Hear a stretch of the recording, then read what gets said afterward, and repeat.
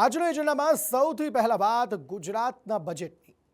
રાજ્યના નાણામંત્રી કનુ દેસાઈએ સતત ચોથી વખત રાજ્યનું બજેટ રજૂ કર્યું છે। રાજ્યના નાગરિકો બજેટ પર મીટ માંડીને બેઠા હતા કે આ બજેટમાં તેમને શું મળશે। ત્યારે વર્ષ 2025-26ના બજેટમાં સામાન્ય નાગરિકો માટે કેટલીક મહત્વપૂર્ણ જાહેરાતો થઈ છે।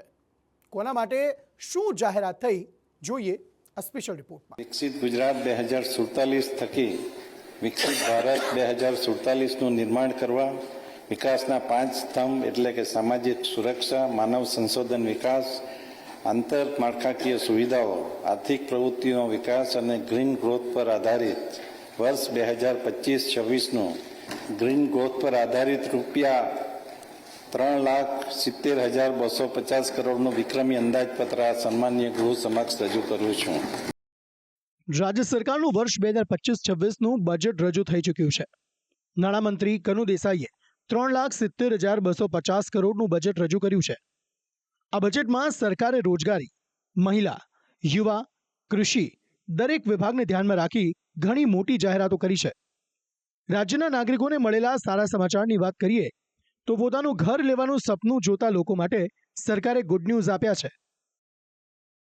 સરકારે આ વર્ષે 3 લાખથી વધુ આવાસો બનાવવાનું આયોજન કર્યું છે। તેમજ સબસિડીમાં 50,000 રૂપિયાનો વધારો કરાયો છે।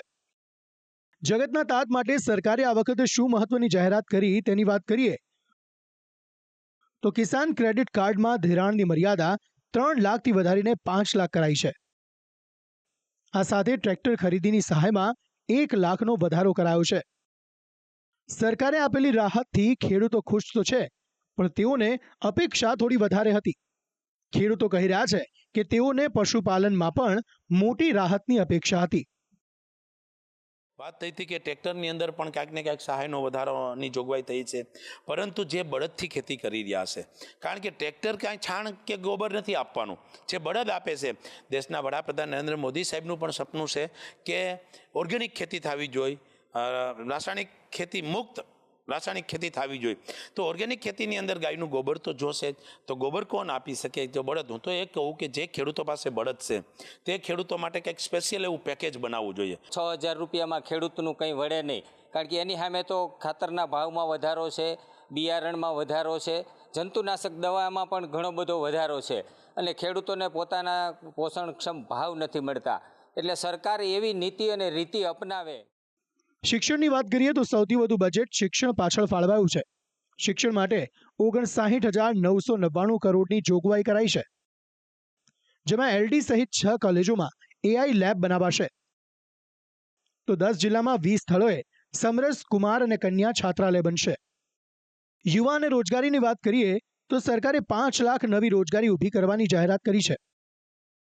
આ સાથે ટૂંક સમયમાં 14,000 પોલીસ કોન્સ્ટેબલની ભરતી થશે તેની પણ માહિતી આપી।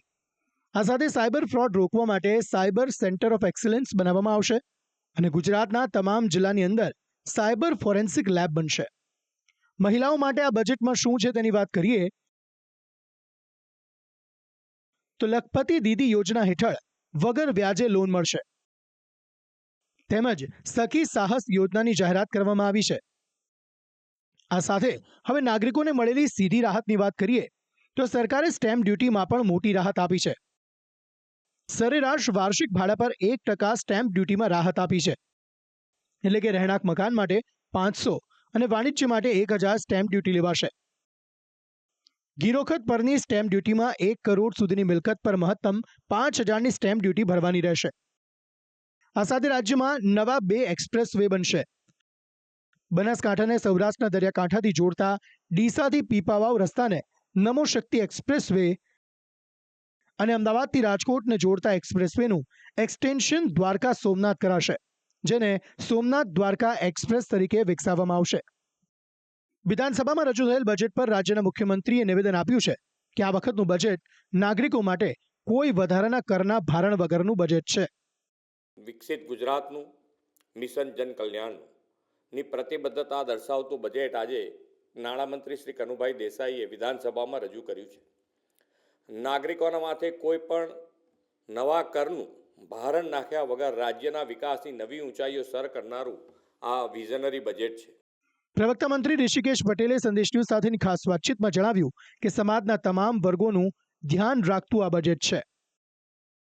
આ વખતે 3,70,000 કરોડનું જે બજેટ રજૂ કર્યું છે એમાં સમાજના તમામ વર્ગોને ક્યાંક ને ક્યાંક નાના મોટી દરેક જગ્યાએ જે વ્યક્તિ, ચાહે ખેડૂત છે, ચાહે ફિશરીઝ છે, ચાહે મહિલા છે, ચાહે બાળકો છે, એજ્યુકેશન છે, હેલ્થ છે, દરેક ક્ષેત્રની અંદર લોકોને રાહત આપનારું અને અનેક નવી યોજનાઓ સાથે પોષણથી લઈ અને માતા મૃત્યુ અને બાળ મૃત્યુ સુધીની ચિંતા કરનારું આ બજેટ. વર્ષ 2025-26ના બજેટમાં અનેક જોગવાઈ અને ફાળવણી કરવામાં આવી છે, જેમાં કોઈ વધારાનો કર નાગરિકો પર લાદવામાં નથી આવ્યો. સરકારે આ બજેટને નામ પણ આપ્યું હતું વિઝન વિકસિત ગુજરાતનું, મિશન જન કલ્યાણનું, અને તે વર્ષ 2025-26ના બજેટમાં જોવા પણ મળ્યું. બ્યુરો રિપોર્ટ, સંદેશ ન્યૂઝ.